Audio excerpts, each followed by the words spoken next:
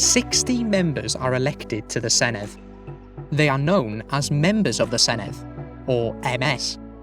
40 are elected to represent small areas called constituencies, and the other 20 members represent bigger areas called regions.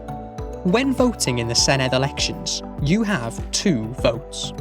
The first is to vote for someone to represent your constituency, and the second for someone to represent your region. So, all in all, you have 5 members that represent you in the Senedd.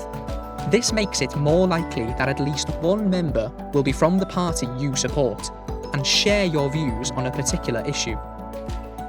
The party with the most seats will usually form the Welsh Government. Parties can also decide to form a government together, which is known as a coalition. The members choose a presiding officer who chairs meetings in the Senedd. They also choose the First Minister, who is appointed by the Queen to lead Welsh governments. The First Minister will decide which members of the Senedd should join the Welsh Government as Welsh ministers.